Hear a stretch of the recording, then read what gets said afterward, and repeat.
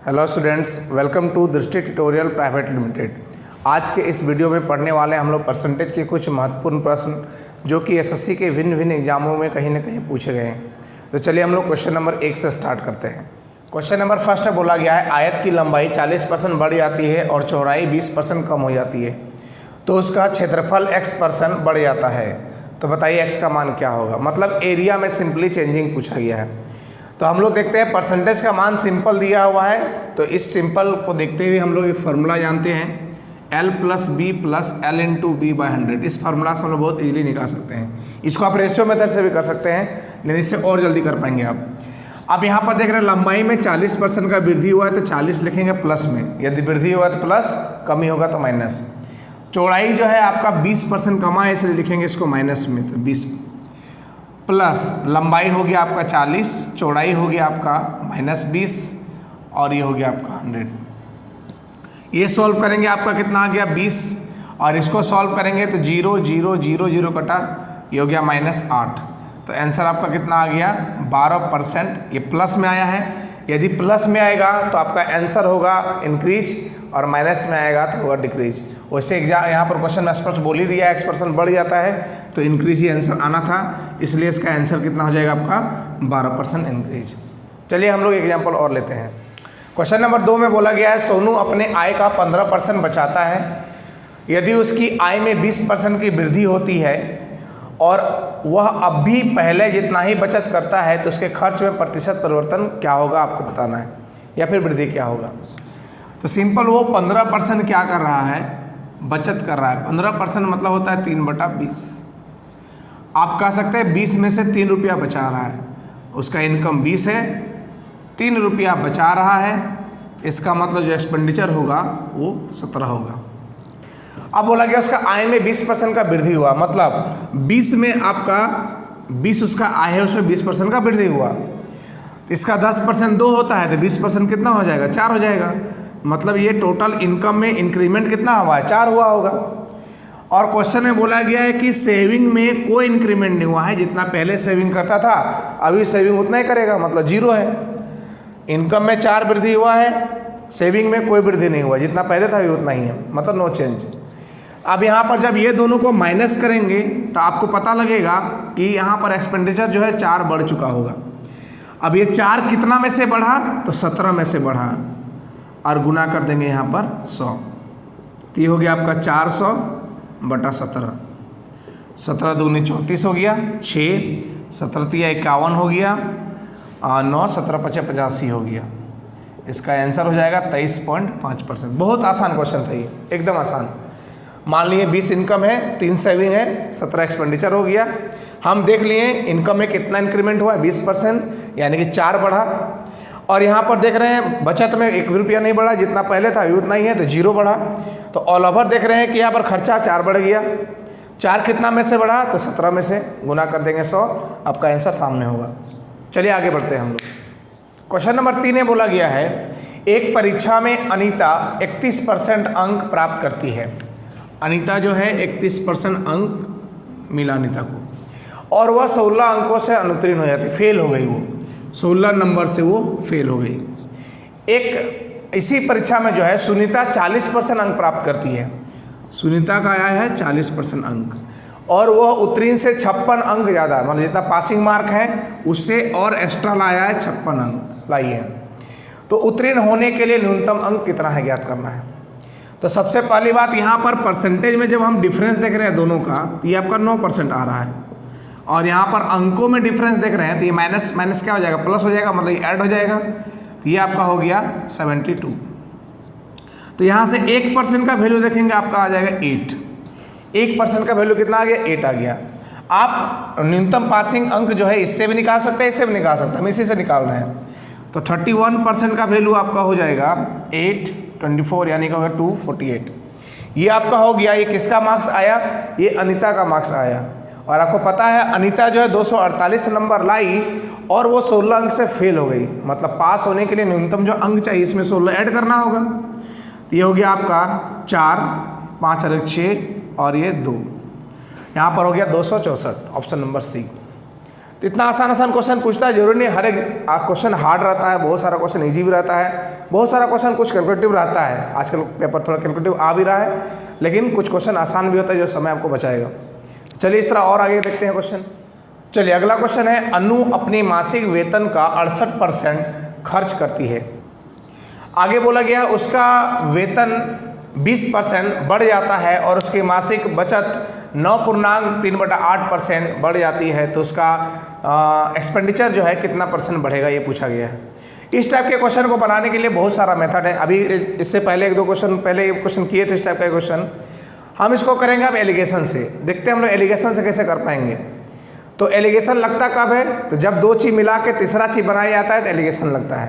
तो यहाँ दो चीज़ क्या मिलाया गया है, तो आपको पता होना चाहिए इनकम कैसे निकलता है। तो एक्सपेंडिचर प्लस सेविंग को जब जोड़ते हैं तो आपका निकलता है इनकम। यहाँ तक क्लियर होगा। मतलब दो चीज़ यहाँ पर क्या क्या है, तो एक आपका एक्सपेंडिचर है और दूसरा आपका सेविंग है। ये दोनों मिलाएंगे तो क्या मिलेगा, बनेगा यहाँ पर इनकम बनेगा। अब यहाँ पर देखिएगा कि उसका मासिक वेतन जो है, उसका इनकम जो है 20% बढ़ गया, तो जो इनकम को रखेंगे यहाँ पर रखेंगे बीच में, ये 20%। उसकी बचत 9.2/3% जो है बढ़ गया। अब 9.2/3% मतलब हो गया 72/75/8 हो गया। और हमको खर्च में चेंजिंग पूछा गया है, हमको नहीं पता खर्च में कितना वृद्धि हुआ है। और जब ये दोनों को यहाँ पर घटाएंगे, नीचे एक्सपेंडिचर और सेविंग का रेशियो आएगा। तो एक्सपेंडिचर सेविंग का रेशियो निकालने के लिए फर्स्ट लाइन में लिखा है, अनु अपने मासिक वेतन का 68% खर्च करती है। 68% मतलब होता है 68/100, यानी कि 17/25। आप इसको 100 में से 68 खर्च कीजिए या फिर 25 में से 17 खर्च कीजिए, बात तो वही है, रेशियो का मामला है। तो मान लीजिए उसका इनकम जो है 25 रहा होगा और 25 में से 17 जो है वो खर्च कर दी, तो बताइए उसका सेविंग कितना होगा, 8 होगा। तो खर्च के सीधा में खर्च लिखेंगे, यानी कि यहाँ पर 17 लिखेंगे, और यहाँ पर सेविंग के सीधा में सेविंग लिखेंगे, यानी कि ये 8 यहाँ पर लिखेंगे। तो ये आपका रेशियो हो गया, इतना इतना रेशियो आएगा। अब आपको पता है एलिगेशन में क्या करते हैं, इसको घटाया जाता है।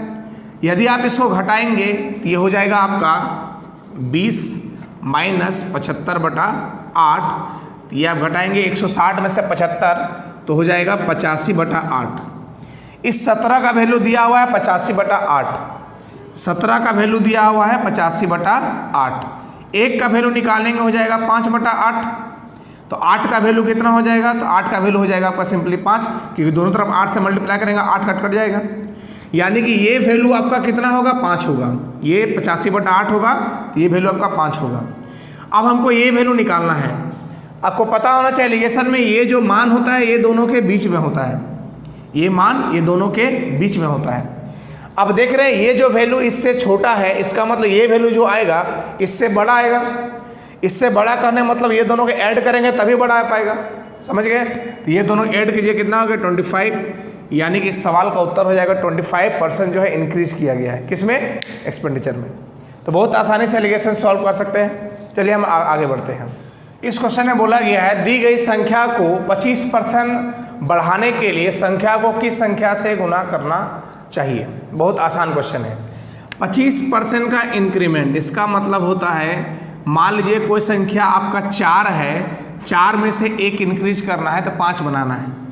तो 4 को 5 बनाने के लिए इस 4 में क्या मल्टीप्लाई करना होगा, आप कॉमन सेंस बताइए। 4 को 5 बनाने के लिए इस 4 में क्या मल्टीप्लाई करना होगा, तो तुरंत आपका दिमाग में खबर आना चाहिए कि यह 5/4 से मल्टीप्लाई करना होगा, तभी नहीं 4 से कटेगा और 5 बन पाएगा। यही आपका उत्तर हो गया 5/4। सिंपल क्वेश्चन था कि इस संख्या को 25% बढ़ाने के लिए उस संख्या में क्या गुना करना होगा, तो 25% बढ़ाना मतलब 4 से 5 करना। तो 4 में क्या बढ़ाएगा, तो 4 में 5/4 मल्टीप्लाई करेंगे तो 5 बनेगा। तो इसका उत्तर कितना हो जाएगा, 5/4 गुना करना। चलिए आगे देखते हैं। अगला क्वेश्चन में बोला गया खाना पकाने के तेल की कीमत 25% वृद्धि हो जाती है। 25% वृद्धि, 25% का वैल्यू होता है 1/4, मतलब प्राइस 4 था हो गया बढ़ के 5। इसके बाद बोला गया समान बजट को बनाए रखने के लिए, मतलब वो अपना खर्च बदलना नहीं चाह रहा है, खर्च जितना था उतना ही रखना चाह रहा है। बनाए रखने के लिए किसी परिवार को इसकी खपत में कितना % की कमी करनी चाहिए। तो आपको पता होना चाहिए जब भी एक्सपेंडिचर जो है कांस्टेंट होता है, इस केस में जो प्राइस का रेशियो होगा जस्ट उल्टा कंजम्पशन का रेशियो होगा। तो प्राइस का रेशियो देखिए हम निकाले हैं 4 से 5, तो आपका कंजम्पशन का रेशियो हो जाएगा 5 से 4, यानी कि पहले कंजम्पशन खपत कितना था 5, अब खपत 4 हो रहा है, तो 1 कमी हो गया कितना में से, तो 5 में से गुना 100, 20% का आपका हो जाएगा कमी। इस तरीके और इसका बहुत सारा तरीका है, इतना सीख गए।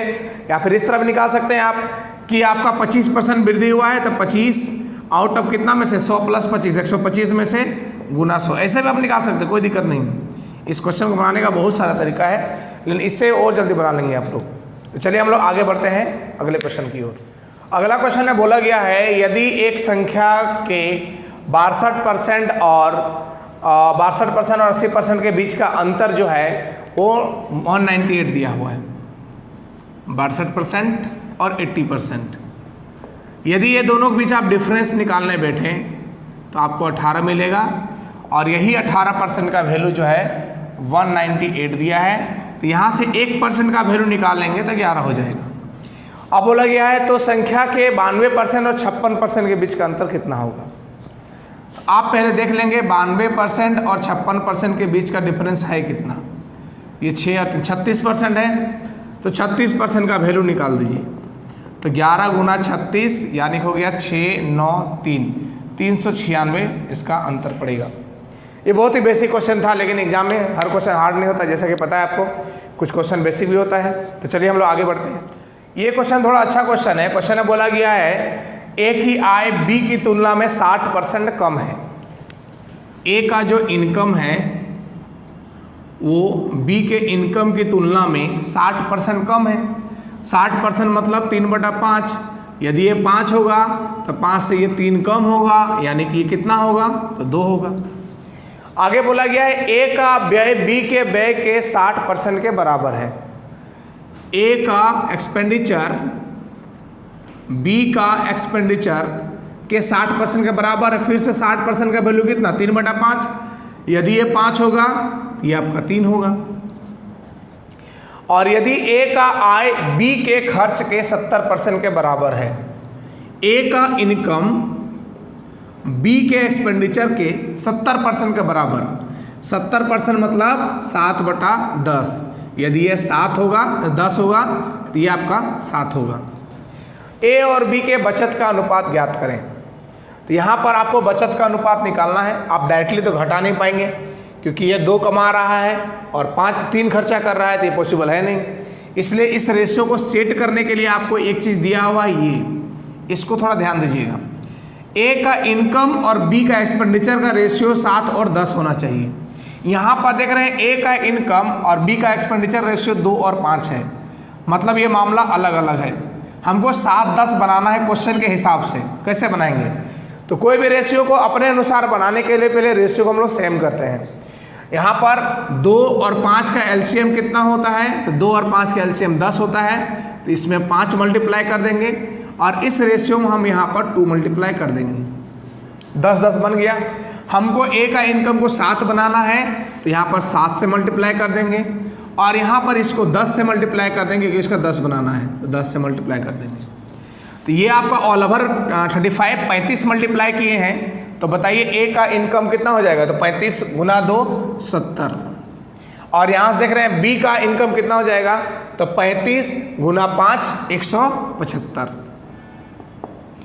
अब यहाँ पर देखते हैं एक्सपेंडिचर का बात कर रहे हैं, तो यहाँ पर 20 मल्टीप्लाई किए हैं, तो ये आपका कितना हो जाएगा, तो 20 गुना 3 60, ये 20 गुना 5 100। क्लियर होगा।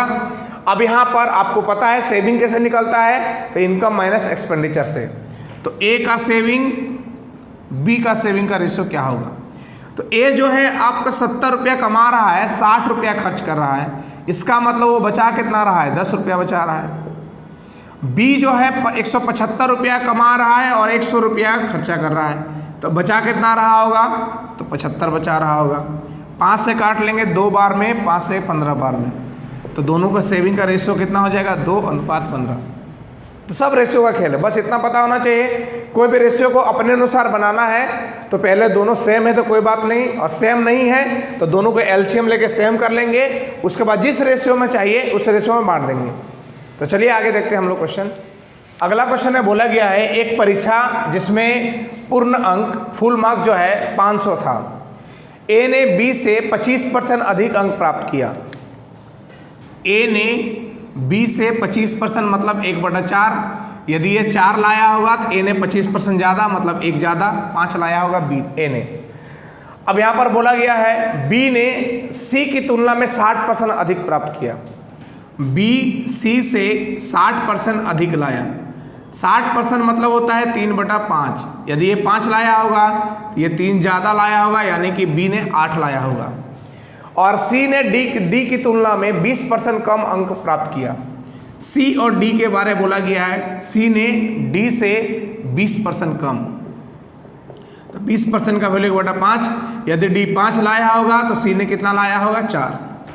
यदि एक ने 80% अंक प्राप्त किए हो तो बताइए डी द्वारा अंक प्राप्त कितना % अंक प्राप्त किया है। तो यहाँ पर ए का, अब देखिए इस अंक का कोई काम नहीं है, यदि आप यूज करना चाहते कर सकते हैं, लेकिन यहाँ पर हमको रेशियो से परसेंटेज में जाना है तो मेन वैल्यू को फिर कोई काम रहता नहीं है। तो यहाँ पर ए का जो है देख रहे हैं, ए का नंबर 5 है और 5 का वैल्यू कितना दिया हुआ है 80%। तो ए का वैल्यू 5 है, 5 का वैल्यू 80% है, तो ए का वैल्यू कितना होगा 16 होगा, यानी कि बी का कितना हो जाएगा 16 × 64% हो जाएगा। ये बी के लिए हो गया, क्लियर है। अब यहाँ पर देख रहे हैं बी का इस जगह पर हमको सी का निकालना है, तो बी का इस जगह पर देख रहे हैं 8 है और 8 का वैल्यू अभी कितना निकाले हैं 64% निकाले हैं। तो 8 का वैल्यू 64% है तो 1 का वैल्यू कितना हो जाएगा आपका, तो 8% हो जाएगा। तो 5 का वैल्यू कितना हो जाएगा, तो 8 × 5 = 40% हो जाएगा। ये आपका हो गया सी का। यहाँ पर सी देख रहे हैं, सी का 4 है और 4 का वैल्यू कितना हो जाएगा 40%, इसका मतलब 5 का वैल्यू कितना हो जाएगा 50%। तो इस सवाल का उत्तर हो जाएगा 50%। धीरे धीरे करके यहाँ से हम बी निकालें, बी का वैल्यू रखें तो सी निकालें, सी का वैल्यू रखें तो डी निकालें। इस सवाल का उत्तर कितना हो जाएगा 50%। तो चलिए हम आगे बढ़ते हैं। अगला क्वेश्चन है, बोला गया है ए और बी क्रमशः अपनी आय का 60% और 75% खर्च करते हैं। ए अपनी आय का 60% खर्च करते हैं और बी 75%। ए की बचत बी की तुलना में 20% अधिक है, तो ए की आय बी की आय से कितना % कम है। बहुत ही सिंपल क्वेश्चन है। यहाँ पर देखिएगा, मान लीजिए ए का इनकम ए है और बी का इनकम बी है, और वो इनकम का 60% खर्च करता है, इसका मतलब 40% क्या कर रहा होगा, बचा रहा होगा। और बी जो है 75% खर्च करता है, इसका मतलब 25% क्या कर रहा होगा, बचा रहा होगा। और बोला गया जो ए का सेविंग है वो बी के सेविंग का 20% अधिक है। 20% अधिक मतलब कितना होना है, 120% होना। अब यहाँ से हम लोग सॉल्व करेंगे, ये हो गया ए परसेंट कटा, 5 से कटेगा ये 8 बार में, और ये 5 से कट जाएगा आपका 5 बार में। 120% कहने का मतलब 120/100, ये आपका हो जाएगा 6 और ये हो गया 5। और कुछ कट रहा है तो देखिए ये 5 कट गया 2 से 3 बार में और ये 2 से 4 बार में, यानी कि 4A बराबर हो गया 3B। तो A और B का रेशियो यहाँ से हो जाएगा 3 और 4, यानी कि A का इनकम कितना 3 और B का इनकम कितना है 4। अब क्वेश्चन में बोला गया है कि A की आय B की आय से कितना % कम है। तो A की आय B की आय से कितना कम है, तो 1 कम है। किससे, तो B से गुना कर देंगे 100, इसका आंसर हो जाएगा 25% कम है। तो अच्छा क्वेश्चन था, ये भी बहुत इंपॉर्टेंट क्वेश्चन था। इस तरह क्वेश्चन अक्सर एग्जाम में रिपीट होता है और ये पूछा ही क्वेश्चन है, देख ही रहे हैं आप लोग। चलिए क्वेश्चन और लेते हैं हम लोग। चलिए इस क्वेश्चन को देखते हैं, ये भी बहुत ही आसान इंपॉर्टेंट क्वेश्चन है। एक शहर की आबादी पहले वर्ष 30% की वृद्धि, 30% का वृद्धि मतलब ये होता है 3/10। मान लीजिए पहले जनसंख्या 10 था, अब जो है नया वर्तमान में बढ़ के हो गया 13। ये हो गया आपका पहले और ये हो गया आपका अब, ये पहला वर्ष का कहानी। और अगले वर्ष जो है 15% कम हो गया। 15% कम होने का मतलब है 3/20, यानी कि पहले 20 रहा होगा तब 17 है। अब यहाँ पर निकालेंगे प्रेजेंट और 2 साल पहले की जनसंख्या क्या होगा। तो यहाँ पर 2 साल पहले की जनसंख्या देखेंगे तो 200 था लेकिन दो अभी जो प्रेजेंट में जो है वो कितना है, 17 या 51, 17 का 17 और 5 हो गया आपका 22। तो 2 साल पहले जनसंख्या कितना था, 200। अभी जो जनसंख्या आपका है वो 221 है। अब क्वेश्चन में दिया हुआ यदि वर्तमान आबादी जो है 11,050 हो, मतलब इस 221 का वैल्यू दिया हुआ है 11,050, तो आप ही बताइए यहाँ से क्या 1 का वैल्यू निकाल लेंगे आप? तो 1 का वैल्यू कितना हो जाएगा, 50 हो जाएगा। पूछा गया है 2 साल पहले कितना होगा, तो 2 साल पहले 200 था, तो 200 का वैल्यू हो गया आपका 10,000। 2 साल पहले की जनसंख्या आपका कितना हो गया, 10,000। इस सवाल का उत्तर होगा 10,000। तो हम लोग लगभग 10 से 11 क्वेश्चन किए। इसी प्रकार से अगला क्लास अभी परसेंटेज का ही चलेगा, 10 से 11 क्वेश्चन। हम वैसे क्वेश्चन को नहीं ले रहे हैं जो बार बार रिपीट हो रहा है, हम वैसे क्वेश्चन सेलेक्ट कर रहे हैं जो बहुत इंपॉर्टेंट है और बार बार रिपीट होने का संभावना है। तो चलिए आज का क्लास इतना ही रहेगा, फिर हम लोग आगे बने रहें और सभी लोग लाइक करें, कमेंट करें, सब्सक्राइब करें चैनल को। आज का वीडियो इतना ही रहेगा, धन्यवाद।